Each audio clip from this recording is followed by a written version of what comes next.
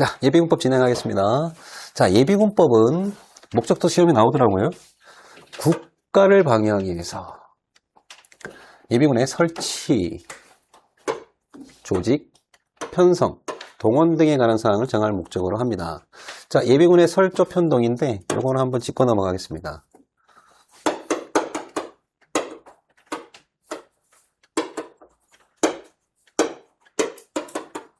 자, 설치라고 하면은 기본적으로 사람을 설치하지는 않겠죠. 이거는 예비군 부대를 설치하는 걸 얘기하는 겁니다. 그리고 조직이란 거는 예비군 편성해야 될 대상인지 아닌지를 판단을 해서 대상이라고 딱 정하는 그 절차, 그거를 조직이라고 합니다. 그래서 이 절차는 어디서 이루어지냐면 지방면모청에서 이루어집니다. 예비군 부대하고 아무 관계 없습니다. 그래서 예비군 부대에 넣을 수 있는 자원들을 확인하는 절차가 조직 절차입니다. 조직이란 단위고요. 편성은 이렇게 대상자가 이제 확정을 했으면, 조직 절차를 통해서 확정이 됐으면 그 사람들을 예비군 부대에다가 집어넣는 거를 편성이라고 한다. 이렇게 이해하시면 됩니다. 그래서 부대를 설치하는 거, 그리고 이 부대에다가 넣어야 될 자원이 누군지를 확정하는 거, 조직. 그리고 그 자원들을 설치된 부대에다 집어넣는 절차인 편성. 그럼 부대 편성이 됐으면은 부대 편성 안에 예비군도 있고 부대도 있고, 그래서 그것들을 동원하는 거, 훈련도 어떻게 할 것인가에 대한 그런 것들을 정할 목적으로 하고 있습니다. 시행령과 시행규칙의 목적은 생략하겠습니다. 자, 임무 딱 보시는 순간 머릿속에 확 떠올라야 됩니다. 이제는 엄청나게 많이 봤잖아요. 아무리 공부량이 적다 하더라도 처음부터 계속 보는 게 이거라는 겁니다. 임무는 5개고요. 자, 전시, 사변, 그 밖에 이에 준하는 국가 비상사태. 전시에도 가능하고요, 평시에도 가능합니다. 전시 가능하고 평시 가능합니다. 근데 병역법은 뭐만 가능합니까? 거의 전시 수준이라 생각하시면 돼요. 전시 수준. 거기도 비상사태라는 말이 있긴 하지만 동원령이 선포되는 기준은 M일을 기준으로 판단합니다. 전시 기준이라 생각하시면 거의 맞아떨어져요. 그런데 예비군은 다릅니다. 전시 사항이 아니더라도 가능합니다. 그 대표적인 게 민방위, 업무의 지원에 대한 내용이거든요. 물론 1호도 해당되지만. 자, 1호. 전시사변 그 밖에 이에 준하는 국가 비상사태 하에서 현역 군부대 편성, 작전에 필요한 동원, 을 위한 대비. 이거를 원문 그대로 보셔서 그냥 보시면 상관이 없는데, 이것도 원문을 쪼개서 이해하시는 분들이 있습니다. 그건 뭐 틀린 건 아니지만 현역 군부대 편성까지만 나와도 인물하고 생각을 하십시오. 근데 현역 군부대 편성을 위한 대비, 정확한 건 이게 맞는 겁니다.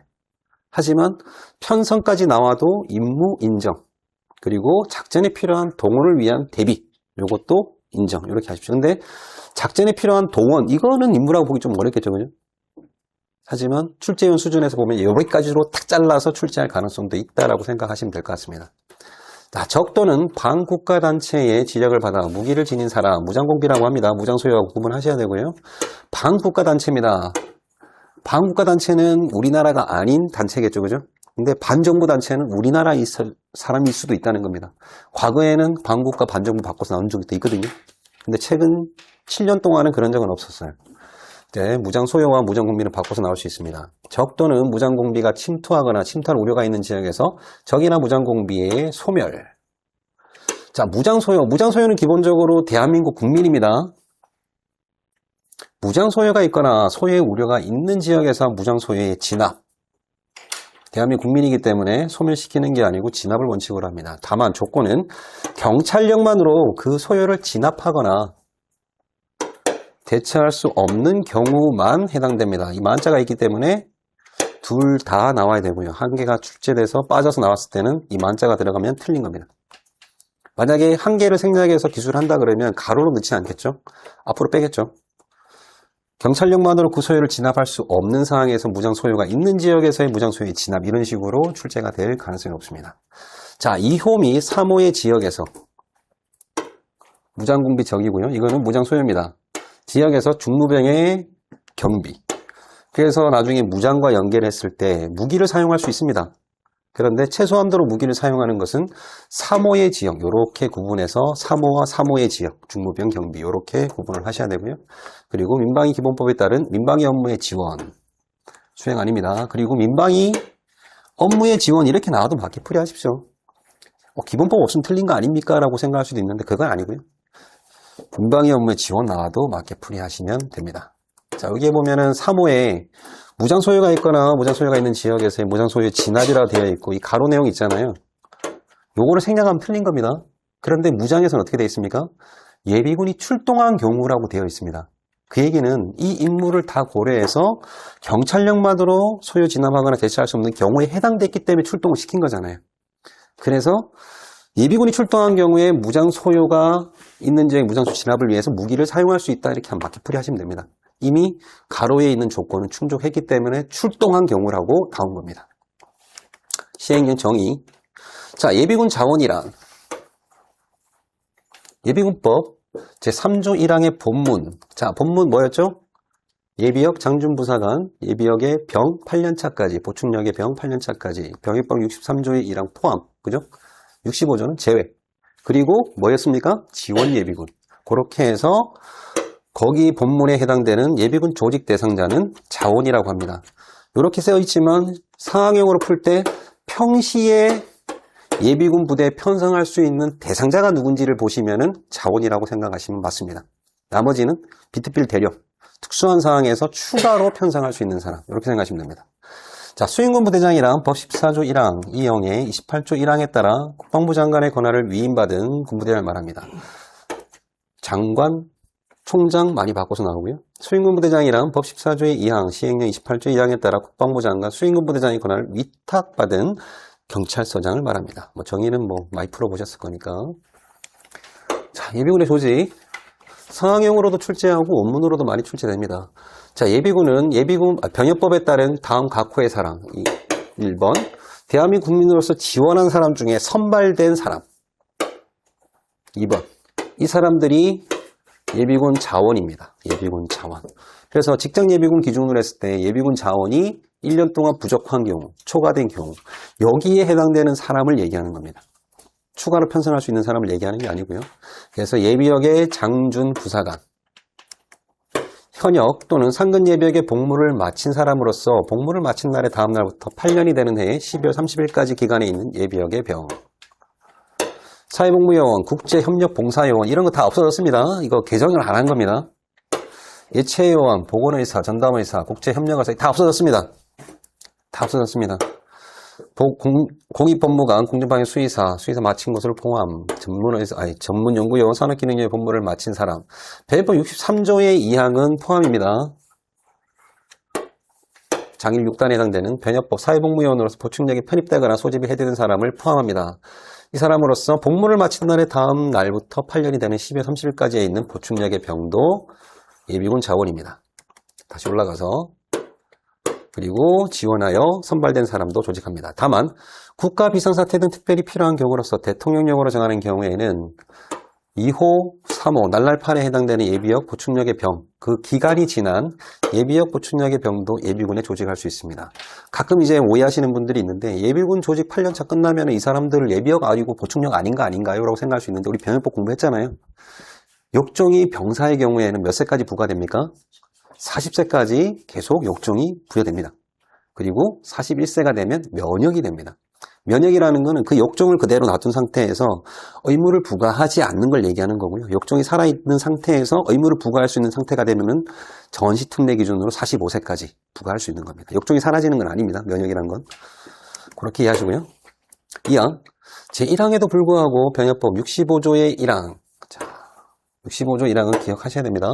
현역병, 복무한 것으로 포함, 승선, 사회복무요원으로서 보충력이 편입되거나 소집이 해제된 사람은 조직에서 제외합니다. 이 사람들은 조직 제외. 63조는 1항은 포함. 다만 1항의 단서에 규정된 사유로 기간이 지난 병도 조직할 수 있잖아요. 근데 65조 1항에 따라서 해된 것도 비트필 대령일 경우에는 조직할 수가 있습니다. 그래서 동일하게 간다 생각하시고요. 나중에 편성 기준에 보면은 국방부 장관이 정하는 기준으로 나와 있잖아요. 이것도 마찬가지 65조의 1항에 따라서 조직에서 제외된 사람들도 편성을 할 경우에는 국방부 장관이 정하는 기준으로 간다라고 숙지하시면 됩니다. 시행령 3조 예비군 대원의 지원. 법 3조 1항에 따라 예비군 대원으로 지원하려는 사람은 최종 선발 예정일을 기준으로 18세 이상이어야 합니다. 18세 이상. 우리 대한민국은 19세부터 성년자로 인정을 해줍니다. 18세는 미성년자라고 생각을 하시면 되고요. 법 3조의 1항에 따라 예비군 대원으로 지원하려는 사람은 다음 각호 구분에 따른 사람에게 국방부령으로 정하는 예비군 편입 지원서를 제출해야 합니다. 이 경우 미성년자는 친권자, 후견인의 동의서를 첨부하여야 합니다. 그래서 하나 생략하면 틀린 거고요. 상황형으로 친권자의 동의서를 첨부하였다. 선택을 해서 한 거기 때문에 그거는 맞는 겁니다. 자, 지역예비군의 경우에는 거주지를 관할하는 지역예비군 중대장을 거쳐 지방병무청장에게, 직장예비군의 경우에는 직장예장에게 제출하면 됩니다. 지원하 예비군에 편입된 사람의 복무기간은 2년으로 합니다. 다만 본인의 신청에 따라 복무기간을 연장할 수 있습니다. 여기 연장이라 되어 있지만 그 연장은 2년 단위로 연장을 하는 겁니다. 자, 사망에도 불구하고 지원하여 예비군에 편입된 사람이 다음 각호 사유에 해당되는 경우에는 그 복무기간은 종료됩니다. 지역예비군의 경우에는 지원 당시에 읍면동, 관할 외로 거주지를 옮긴 경우에는 제외됩니다. 동대가 바뀌면은, 그런데 A 동대와 B 동대를 합쳐서 통합하여 편성한 AB 동대면 AB 동대에 편성되어 있는 예비군입니다. 지원해서 예비군이 됐습니다. A동에서 B동으로 주소지를 옮겼습니다. 종료됩니까? 유지됩니까? 유지되는 이유가 뭐죠? 관할 외로. 외가 아니잖아요. 관할 내잖아요. 통합해서 편성했다 하더라도. 그런 문제는 나오진 않겠죠, 그죠? 나오면 많이 틀리실 겁니다. 많이. 자, 직장 예비군, 직장 해당, 근데 나오진 않겠죠 했다가 나온 적이 꽤 있었거든요. 직장 예비군은 해당 직장에 퇴직하거나 다른 직장으로 전출된 경우에 종료됩니다. 그러니까 사망에도 불구하고 법 3조의 1항 1호에 해당하지 아니한 사람. 자, 3조의 1항 1호 예비역 장준 부사관에 해당하지 아니한 사람. 그대로 보시면 됩니다. 그런데 이걸 상황용으로 고려할 때는 태역 장준 부사관을 얘기하면 생각하시면 됩니다. 예비역 병이나 보충력 병을 얘기하는 거 아닙니다. 퇴역된 장준 부사관을 얘기하는 거고요. 원문 그대로 받아들이면 예비역 장준 부사관이 해당하지 아니한 사람이 예비군 부대 지휘관 또는 국방개혁에 관한 법률 시행령 16조 제3항에 따른 예비전력관리기구에 참모로 임명되어 예비군에 지원한 경우 재직기간 동안 해당 예비군에 편성합니다. 지원 예비군은 복무기간 2년이라 한다고 연장할 수 있다고 했잖아요. 그런데 이러한 경우에는 재직기간 동안 계속 해주는 겁니다. 2년 단위로 하는 게 아니고요. 이 법조항을 잘못 해석을 해서 일부 직장에서는 예비역 중위 이런 사람들도 대대장으로 시키는 데가 있습니다. 한 10년 전, 15년 전이죠. 그때는 명확하게 안 했었거든요. 그러니까 시험 제도가 정착이 제대로 안 돼 있던 그 직장 선발 그 시절에는 그런 식으로도 뽑은 경우가 있다고 하더라고요. 이 문장을 잘못 해석을 해가지고.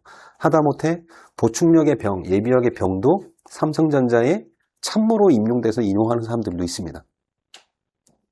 법을 그런 식으로 해석을 해서. 하지만 그건 적용이 잘못된 거지. 우린 공부할 때 상황형일 때는 태역 장준 부사관으로 이해하시면 되고요. 원문 그대로 예비역의 장준 부사관이 아닌 사람이라고 이해하시면 됩니다. 자, 시행령 제4조 예비역 보충력의 병 예비군 편입. 법 3조의 1항 각 호 외에 부분 단서에 따라 같은 항 2호, 3호의 규정이 지난 예비역 보충력의 병을 예비군에 편입할 수 있는 경우는 다음 각과 같습니다. 이 비트필 대령에 해당되는 내용이고요. 그리고 병역법 65조의 1항도 마찬가지. 법 3조의 1항 단서를 따르도록 되어 있는 경우에 그러하지 않다고 했기 때문에 동일하게 적용되는 겁니다. 65조에 제외된 사람들도 적 또는 반국가단체의 지령을 받아 무기를 지닌 사람, 무장공비의 활동 거점, 침투로 예상되는 해안지역, 산악으로 둘러싸인 지역의 리동에서 예비군 자원만으로 평상시에 편성하는 예비군 자원만으로 해당 지역의 방위를 필요한 예비군 부대의 편성이 곤란한 경우에는 추가로 편성할 수 있습니다. 전시사병 그 밖에 이에 준하는 국가 비상사태하에서 장관이 지역방위, 자 그냥 지역방위라고 해도 맞습니다. 자, 국방부 장관이 거주지 단위의 지역방위, 요거 해도 맞습니다. 근데 거주지 단위의 지역방위는 이하 지역방위라고 한다고 했기 때문에 국방부 장관이 지역방위를 위하여 이렇게 나와도 맞게 풀이하십시오. 필요하다고 인정되는 경우에도 추가 편성이 가능합니다. 국방부 장관의 일항에 따라 법 3조 1항 2호 3호의 규정이 지난 예비역 보충력의 병을 예비군에 편입할 때에는 미리 대상, 지역, 그 밖에 필요한 사항을 전국적으로 일간신문, 방송, 그 밖에 적절한 방법으로 공고를 해야 됩니다. 65조 1항도 마찬가지입니다. 시행규칙 2조 지원자의 예비군 편입, 지방병무청장은 과 지방 직장의 장은 3조의 2의 1항에 따른 직장의 장을 말합니다. 예비군법 시행령 3조의 2항에 따라 예비군 대원으로 지원하려는 사람으로부터 예비군 편입 지원서를 받았을 때는 편입 여부를 결정하여 본인에게 당신 예비군 됐습니다는 본인한테 하는 겁니다. 세대주나 이런 사람들한테 하는 것도 아니고 후견인도 아닙니다. 시행령 3조 3항 본문에 따른 복무기간은 지방병무청장과 직장의장이 1항에 따라 결정한 날부터 계산합니다. 26년 4월 1일 날 편입이 결정됐습니다. 그러면 언제까지 복무해야 됩니까? 28년 3월 31일까지 복무하는 겁니다. 하루 전날까지. 왜? 결정한 날부터 계산을 하기 때문에. 예비군으로 복무기간을 마친 사람이 시행령 3조의 3항 단서에 따라 복무기간을 연장 신청하려면 연장지원서, 편입을 원할 경우에는 그냥 편입지원서 이렇게 나옵니다. 연장지원서를 다음 각호 구분에 따라 해야 됩니다. 지역은 중대장 거쳐 지방병무청, 직장은 직장의 장에게. 지방병무청장과 직장의 장은 사망에 따른 복무 연장 지원서를 받았을 때에는 연장 여부를 결정하여 본인에게 통지합니다. 연장입니다. 좀 전에 한 것처럼 4월 1일 날 편입이 결정된 사람이 24년 3월 30일까지 근무해야 되는데 3월 1일 날 연장을 신청을 해서 결정이 났습니다. 그러면 언제부터? 4월 1일부터 다시 연장이 되는 겁니다. 연장. 끊고 연장이 아닙니다. 네. 자, 예비군은 예비군 대원의 거주지나 직장을 단위로 하여 지역 예비군이나 직장 예비군을 편성을 하되 대통령령으로 정하는 규모 이상의 예비군 자원이 있는 평상시에 예비군 부대 편성할 수 있는 자원이 있는 직장의 장은 직장 예비군을 편성 운영하여야 합니다. 예비군의 설치, 편성, 기준과 관할 구역, 그 밖에 필요한 사항은 대통령령으로 정합니다. 요즘 이런 것들 가로에 나오더라고요. 이렇게. 뭐 크게 어렵진 않지만 그래도 숙지하셔야 되고요. 예비군 조직 대상자는 다음 각호 구분에 따라 예비군으로 편성합니다. 3조의 1항 1호 2호에 따른 예비군 조직 대상자. 예비역들이죠. 총장, 해군참모총장, 공군참모총장, 법무부 장관, 경소해. 법무부 장관은 왜 들어갔을까요?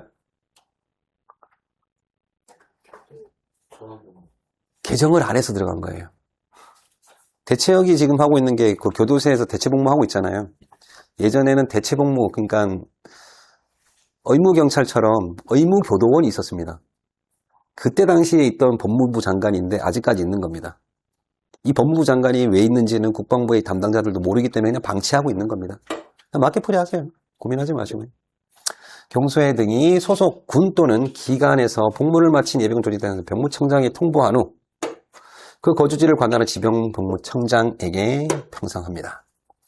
3조의 1항 3호 보충력에 해당되는 조직 대상자는 관할 지병장이 그냥 편성합니다. 제3항에 따른 예비군 편성에 필요한 사항은 대통령령으로 정합니다. 지역 예비군이 거주지를 옮기면 그냥 예비군이 아니고요. 지역 예비군이 거주지를 옮기면 신거주지의 관할 지방병무청장이 해당 지역 예비군에 편성합니다. 직장 예비군이 편성되어 있는 직장의 장은 예비군 편성 대상자를 채용하는 경우 그 직장 예비군에 편성을 해야 하고요. 그 직장 예비군 대원 퇴직할 때는 이 직장을 빼고 그 예비군 대원이라고 표현을 하고 있거든요. 어쩔 수 없습니다. 원문 그대로 나오기 때문에 그 직장 예비군 대원의 관할 직장 예비군, 관할 지방병무청장에게 직장 예비군에 편성된 사실을 통보해야 합니다.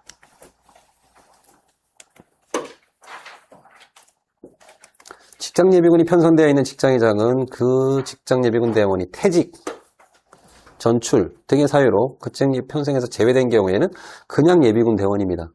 퇴직했기 때문에 관할지방병무청장에게 그 사실을 통보하여야 하고 관할지방병무청장은 그 예비군 대원을 지역예비군에 편성합니다. 문장이 좀 어렵죠? 안 어렵나요? 그 예비군 대원의 관할지방병무청장. 주소지를 말하는 겁니까? 직장을 말하는 겁니까? 그러면 직장회장은 해당 예비군 대원의 거주지 관할하는 지병장한테 통보해야 됩니까? 직장 관할하는 지병장한테 통보해야 됩니까? 근데 이 문장은 예비군 대원의 관할 지병장 이하 관할 지병장이라 한다고 했다. 거주지를 관할한 지병장이었지 않습니까? 그죠? 법은 중간이 생략된 겁니다.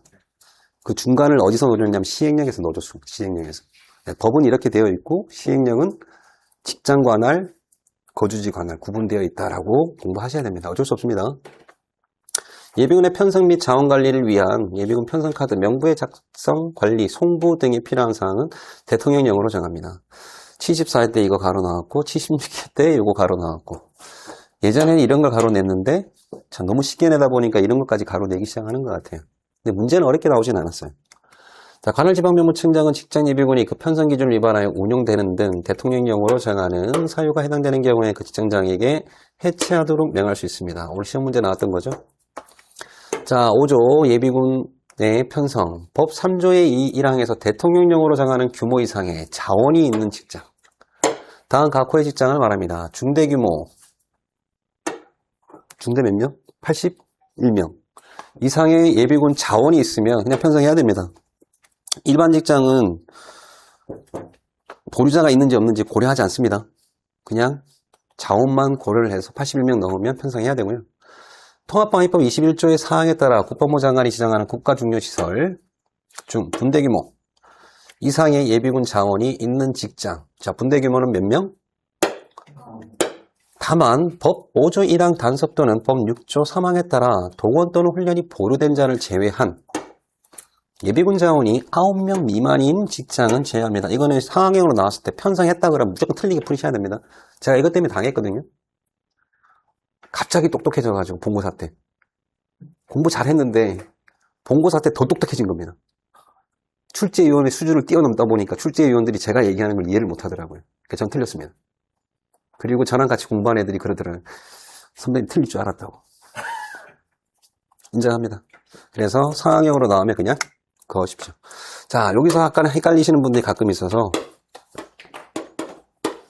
자꾸 보류자를 제외하고 제대 규모를 판단을 하시는 분들이 있습니다. 자, 국가중요시설인데 88명입니다. 보류자가 10명입니다. 네? 중대잖아요.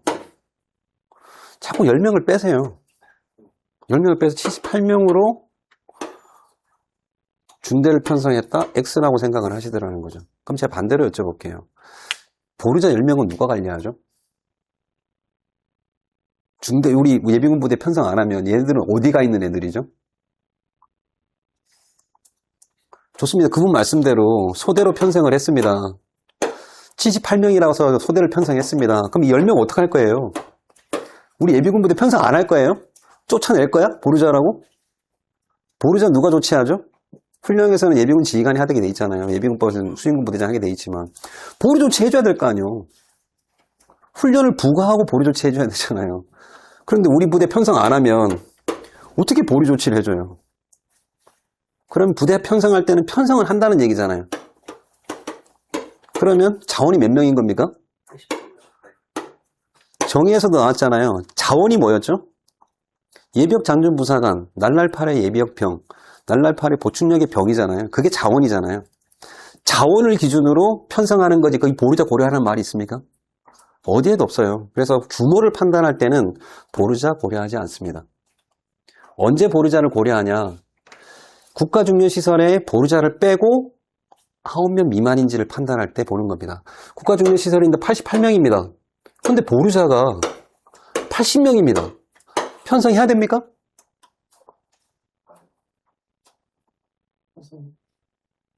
편성하면 안 됩니다. 편성하면 안 됩니다. 저처럼 갑자기 똑똑해지지 마세요. 나만 틀려, 나만. 그냥 보루자를 뺐는데 9명 미만인 경우에는 제외한다. 편성하면 안 된다라고 푸시하시면 됩니다. 그게 이 내용입니다.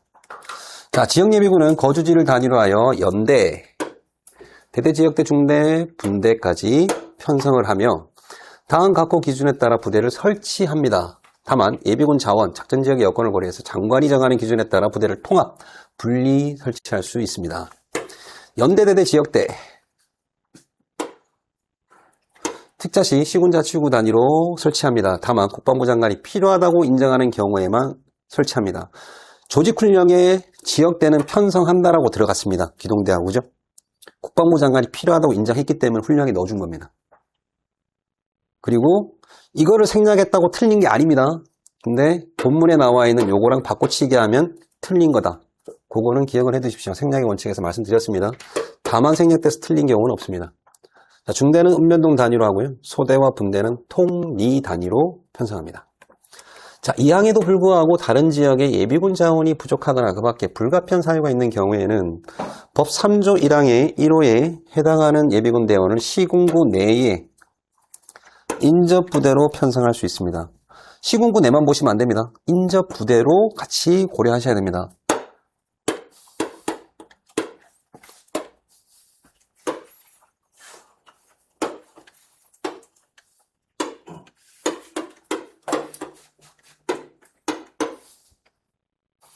A, B, C, D 동대가 있는데 여기에 자원이 부족해서 장준 부사관에 있는 자원들을 같은 시군구인데 데리고 오고 싶습니다. C, D는 못 데리고 옵니다. 인접이 아니잖아요. 같은 시군구나 하더라도 같은 시군구 내에 인접해서 데려올 수 있는 겁니다. B만 해당이 되는 거고요. C, D는 데려올 수가 없습니다. 그 내용입니다. 그래서 시군구 내만 보시면 안 되고 인접 지역까지도 보셔야 됩니다. 이렇게 문제 낼 수도 있습니다. 예비군 대원을 시군구 내의 부대로 편성할 수 있다라고 낼 수도 있다는 겁니다. 통상은 내외로 바꿔서 출제를 하지만 인접을 생략해서 낼 수도 있다. 이항에도 불구하고 국방부 장관은 지역방위를 앞부분 얘기했죠. 지역방위를 한다 했던 그 내용이 여기 그대로 들어갑니다. 국방부 장관은 지역방위를 해야 특별히 필요한 경우에는 지역 예비군 중에서 선발된 사람을 다음 각호 부분에 따른 부대로 편성할 수 있습니다. 이것도 질문하신 분이 있었는데 여기는 설치한다, 여기는 편성할 수 있다. 조금 다르죠, 수로가. 특정 예비군 지역대는 기본적으로 시도 기준으로 합니다. 근데 서울은 제외입니다. 근데 서울 제외했다고 해서 너무 거기에 꽂힐 필요는 없고 그냥 시도 기준이다 생각하시면 될 것 같아요. 특정 예비군 중대는 그리고 기동대는 특자시 시군 자치구 단위로 합니다.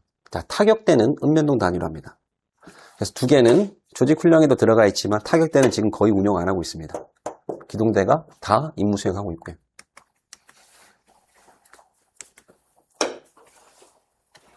자, 직장 예비군은 직장을 단위로 그 소속 예비군 자원으로 다음 각호 기준에 따라 여단부터 분대로 편성합니다. 자, 여기에 보루자를 제외한 이런 말 있습니까? 없습니다. 근데 왜 자꾸 문제 푸실 때 보루자를 제외하시고 저한테 왜 이게 틀렸냐고 물어보시는데 이유가 뭐죠? 어디서 보시고 얘기하시는 거죠?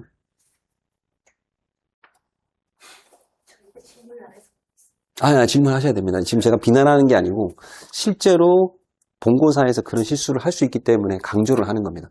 강조를. 절대 규모를 판단할 때는 보루자 고려하시면 안 됩니다. 국가중요시설에서 편성할지 말지를 판단할 때만 보루자를 잠깐 보태서 빼가지고 9명 미만이지만 판단하시고 9명을 넘으면은 보루자 고려하지 마시고 순수하게 자원만 가지고 제대 규모를 판단하시면 됩니다. 여단은 7,201명, 연대는 1,601명부터 7,200명, 대대는 401명부터 1,600, 중대는 81에서 400, 소대는 41부터 80, 분대는 9명에서 40명. 이거 다 외우시죠? 하도 문제를 많이 푸니까 다 외우실 겁니다. 자, 6항 조금 헷갈려 하시는 분들이 있습니다. 자, 5항에도 불구하고 다음 각호 원안에 해당되는 경우에는 직장 예비군을 통합하여 편성 운영할 수 있습니다. 같은 산업단지, 산업직할 관련 법률에 따라 산업단지 자유 관련 법률에 따른 자유무역지역, 산업통상부 장관이 지정하는 중요 산업시설 등을 말합니다. 예비군 자원을 단일 직장 예비군으로 편성할 필요가 있는 경우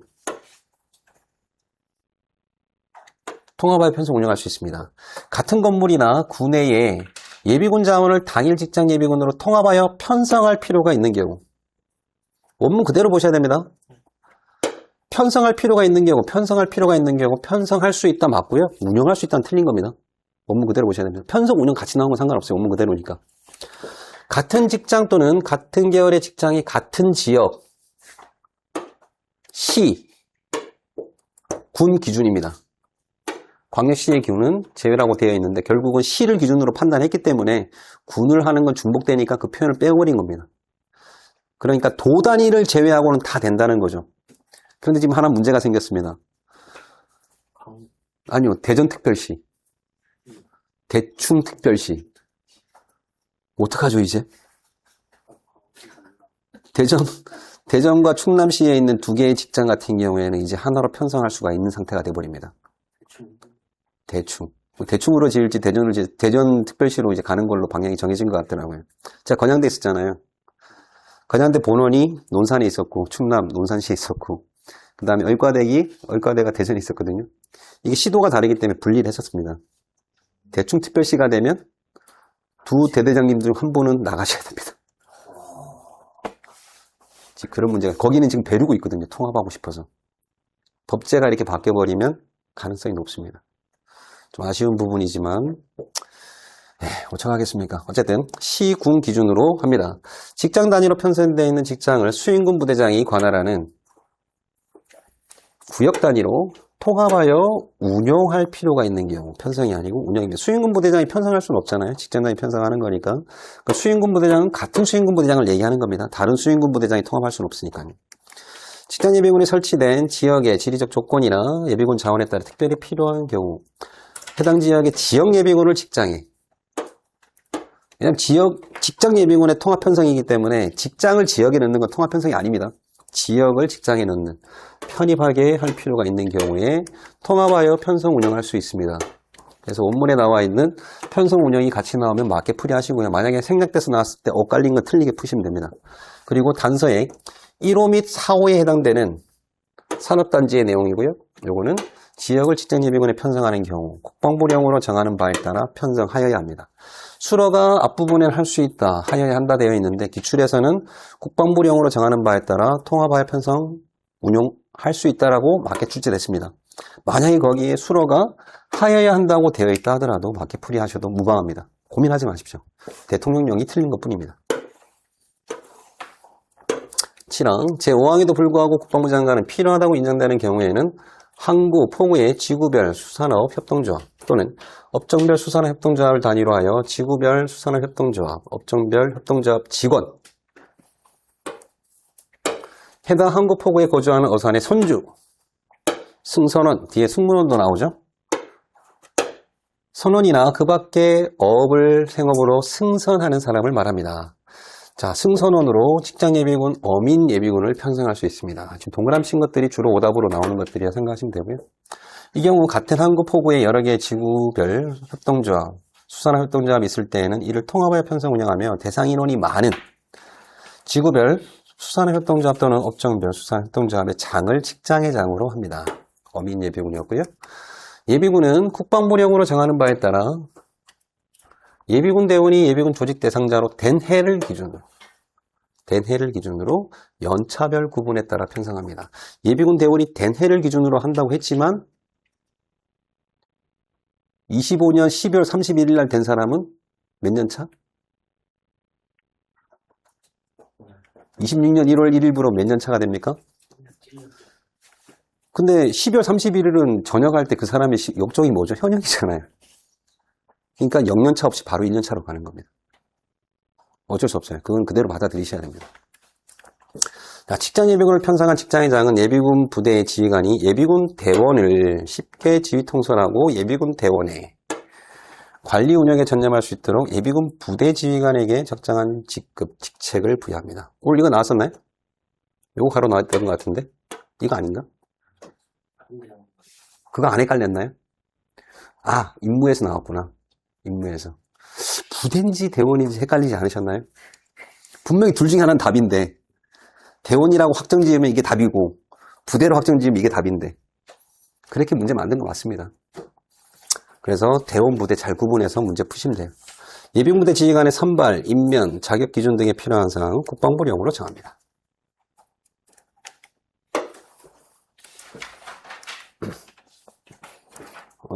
교육훈련 강의가 끝나니까 쑥 빠지셨네요. 28명밖에 안 계시네. 자, 4조, 지행규칙 4조, 직장예비군의 편성. 시행령 5조 5항에 따라 분대급 이상. 직장예비군을 편성하는 직자기장은 12조 2항에 해당하는 예비군 부대 지휘관 임명 대상자를 보유해야 됩니다. 이거 뭡니까? 최종 합격한 사람 얘기하는 겁니다. 그걸 여기다 갖다 붙여도 그냥 맞게풀이 하십시오. 그런데 문제 풀면서 중대장 이상은 선발하는데 소대장, 분대장은 예비전력 시험 안 보던데? 이렇게 생각해서 X로 그으시면 안 됩니다. 그냥 최종 합격된 사람을 대상으로 그 대상자라 생각하시면 되고요. 무기고 탄약고 등의 시설, 훈련을 위한 보조자료, 피복, 그 밖의 장비를 보유해야 합니다. 시행령 제5조의 6항 1호에 따라 산업단지, 뒤에 거 생략하겠습니다. 예비군 자원을 단일 직장 예비군으로 통합하여 편성할 경우에는 해당 산업단지를 관리하는 자의 책임하에 편성하며 시행령 제5조 6항 4호에 따른 지역예비군을 직장예비군에 편입하려는 경우에는 직장회장이 관할 지병장의 승인을 받아야 됩니다. 조직훈령에 무구로 되어 있습니까? 수행군 부대장이 되어 있잖아요. 그래서 법과 법과 훈령은 구분해서 공부하십시오. 아니면 본인만 혼란스럽습니다. 본인만. 자, 수행군 부대장은 2개 이상의 직장예비군 부대를 시행령 5조 6항 2호 및 3호에 따라 통합하여 운영하는 경우. 중요한 키워드입니다. 근데 여기에 나와 있는 2호는 뭐였습니까? 통합하여 편성할 필요가 있는 경우. 3호는 뭐였습니까? 통합하여 운용할 필요가 있는 경우. 이렇게 되어 있거든요. 3호를 빼고 여기에 나와 있는 통합하여 편성할 필요가 있는 경우에 따라 통합하여 운용하는 경우. 뒤에 나와 있는 단어가 운용으로 되어 있는지 보시는 게 중요한 겁니다. 해당 직장 예비군 중에 선발한 통합지휘관을 둘 수 있습니다. 자, 주의하실 것 또 하나 있습니다. 이렇게 사망의 문장을 그대로 기술했을 때는 당연히 운용이란 단어가 들어가야 되잖아요. 그런데 이렇게 나올 수도 있습니다. 다음 중 수행군 부대장이 2개 이상의 직장 예비군 부대를 통합하여 편성이 아닌 운용할 수 있는 경우로 옳은 것은 1, 2, 3, 4, 5를 다 기술을 합니다. 그리고 2호에 같은 건물 군내의 예비군 자원을 직장 예비군 통합하여 편성할 필요가 있는 경우까지만 나왔습니다. 그러면 OX 옵니다. 경우로 끝났을 때는 요거 그대로 기술됐을 때 맞는 겁니다. 왜냐하면 2호, 3호에 따라라고 했는 이걸 찾으라는 겁니다. 통합하여 운용할 수 있는 경우는 문제 지문에 넣어버린 거죠. 그래서 할 수 있다, 둘 수 있다라고 표현됐을 때는 반드시 운용이 나와야 됩니다. 둘 수 있는 경우로 옳은 것은 했을 때는 그 문장의 앞부분에 나와 있던 2호, 3호의 내용이 편성할 필요가 있는 경우로 끝나는 거 그대로 맞게풀이 하시면 됩니다. 이게 실제로 기출문제 나왔고 많은 사람은 아니지만 한두 명이 틀리셨어요. 강의 시간에 워낙 많은 학원들에서 이거 운용을 받게 된다 얘기하다 보니까 운용을 안 바뀌었네? 그신 거죠. 근데 출제자는 아무 생각 없이 낸 겁니다. 2호, 3호를 그대로 경우로 해서 맞게풀이 하신 거거든요. 우리 학원에서 틀린 건 아니에요. 강조를 했었기 때문에. 그래서 둘 수 있다고 되어 있을 때는 운용으로 나오는 거고 그냥 경우로 끝났을 때는 통합하여 편성할 필요가 있는 경우 그냥 맞게풀이 하시면 됩니다. 경우로 끝났냐, 둘 수 있냐로 끝났냐 이걸 구분하시면 됩니다. 자, 수행군 부대장은 시행령 5조 5항에 따라 소대급, 분대급, 직장 예비군으로 편성된 부대의 운영 실적이 부진한 경우에는 직장 소재지 관할 지방병무청장에게 해당 부대의 해체를 요구할 수 있습니다. 이거는 대통령령에 해당되는 사항이 아닙니다.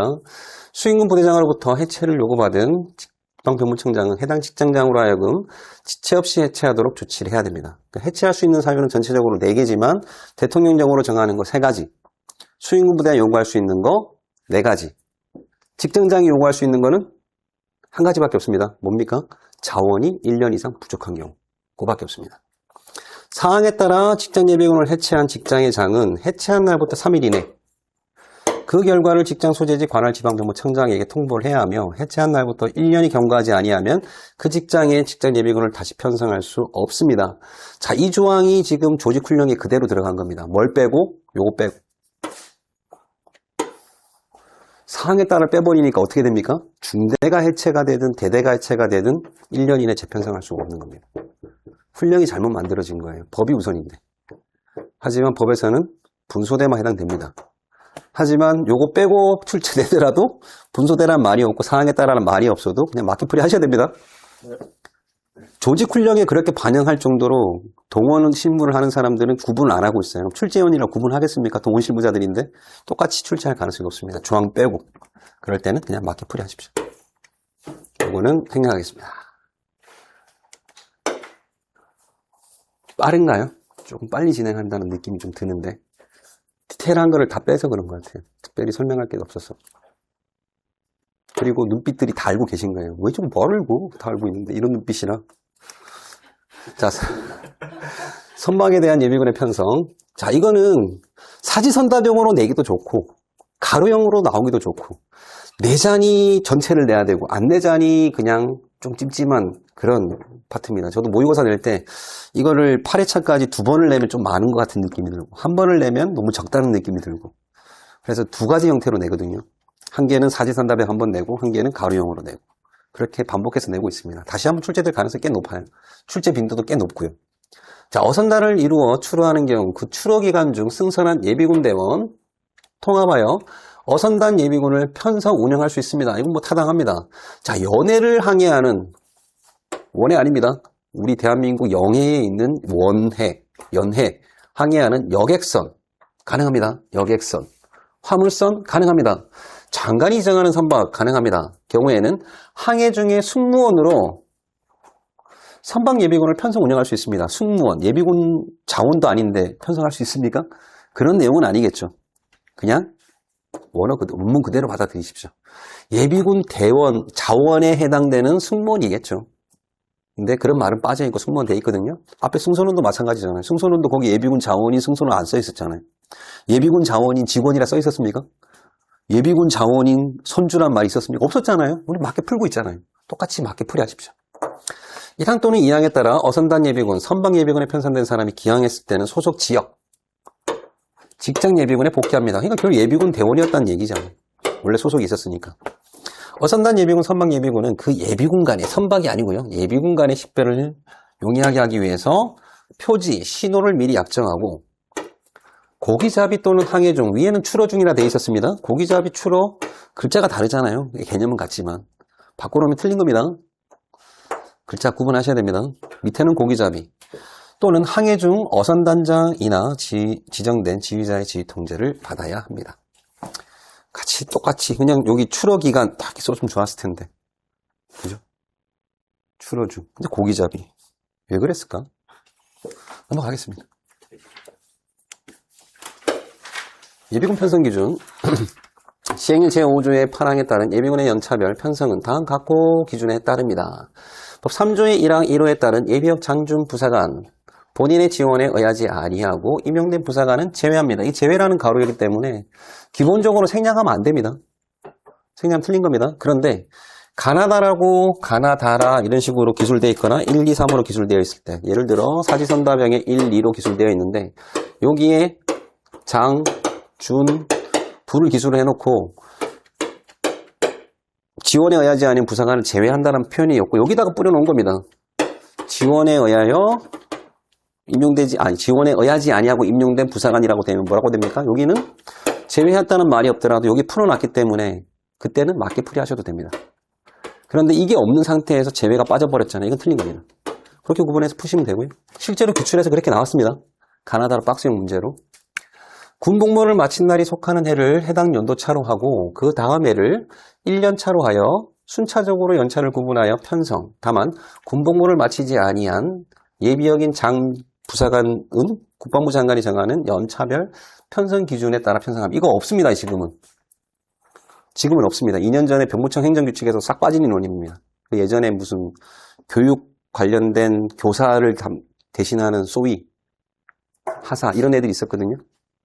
승선근무 예비역과 비슷한 선박 승선하는 사람도 있었는데 지금 다 없어졌습니다. 그럼에도 불구하고 예비군법이 개정이 안 되고 있는 상황입니다. 그렇게 이해하시고 대부분 지금 후반기 시험 보시는 분들 12월 31일 저녁이거든요. 군복무를 마친 날이 다음 날인 게 아니고 마친 날이 속한 해는 해당 연도차입니다. 그럼 12월에 전역하신 분들은 내년에 바로 1년 차입니다. 조기 전역하신 분들 합격 못하시면 동물훈련 끌려가시는 겁니다. 후반기. 긴장 안 하시는군요. 꼭 합격하셔야 됩니다. 근데 41세 넘어가면 본을 안 하겠는데 좀 38세, 30세 전역하신 분들 있어요. 합격하셔야 됩니다. 아니면 내년 훈련 받아야 돼요. 그나마 다행인 게 12월 전역하고 전반기에 합격하시면 되는데, 그럼 이제 동훈훈련 2형으로 바뀌어서 부교하고 후반기에 이제 이수 처리가 되거든요. 그나마 전반기까지 떨어지게 되면 연기는 해놨는데, 후반기 무조건 받으셔야 돼요. 그러면, 네. 여기까지만 하겠습니다. 합격하실 거라 믿고. 자, 본인의 지원에 의하지 아니하고 임용된 부사관, 나중에 변협법에서 하겠지만 이 누굽니까? 사관학교 퇴거자. 사관학교에서 퇴교하는 사람들은 그 복무기간을 인정을 해주도록 돼 있잖아요. 그래서 내가 저는 병으로 가고 싶습니다. 그래, 알았어, 병으로 보내줄게. 나 복무기간을 보니까 계급장은 하사를 달아야 될 것 같아. 대신 하사 계급장을 달지만 봉급이나 대우는 똑같이 병장에 준해서 해주겠다. 그래서 월급은 병장 수준으로 나오고요. 영리생활을 동일하게 합니다. 하지만 계급장만 하사를 들고 다니는 본인의 지원에 의하지 아니하고 임명된 부사관이 걔네들을 얘기하는 겁니다. 법 3조의 1항 2호에 따른 예비역 병 그리고 보충력의 병은 군 또는 보충력의 복무를 마친 날이 속한 해를 해당 연도차로 그 다음에를 1년차로 해서 8년차까지 편성합니다. 자, 제2조 제1항에 따라 지원에 의하여 편입된 사람과 지원이 연장된 사람들, 국방부 장관이 정하는 연차별 편성 기준에 따라 편성합니다. 그리고 시행령 4조의 1항 2항에 따라 예비군에 편성된 사람으로서 기간이 지났는데 예비군에 편성된 사람들도 장관이 정하는 기준에 따라 편성합니다. 제가 공부할 때 이거는 학원에서 이렇게 얘기하더라고요. 연마지기. 연장, 마치지 않은 장부, 지난. 기는 뭐지? 기간이 지난. 이렇게 연마지기를 했었는데 필요 없습니다. 이렇게 생각하시면 돼요. 이렇게 생각하시면 돼요. 평상시에 편성하는 사람은 해당 연도차 1년차라는 표현이 있고요. 이거 없는 애들은 전부 다 장관이 정하는 기준입니다. 자원이냐 아니냐로 공부하시면 편해요. 그 중에 병에 해당되는 애들은 8년차까지고요. 장준부사관은 퇴역할 때까지니까. 해당 연도차 1년차로 해서 쭉 편성, 순차적으로 편성. 나머지는 해당 연도차 1년차, 8년차까지 편성. 이렇게 공부하세요. 연마지기 이런 거 하지 마세요. 오히려 연마지기까지 외워야 될 게 하나 더 늘어났잖아요. 필요 없습니다. 그리고 여기에 빠져있지만 병역법 65조의 1항에 따라 제외된 사람들을 다시 예비군에 편성할 경우에도 4호를 기준으로 해서 동일하게 편성합니다. 왜? 법 3조의 1항 단서를 따라한 경우엔 그러하지 않다가 시행령 시행규칙까지 동일하게 반복 적용되기 때문에 법에서 명시하고 끝난 겁니다.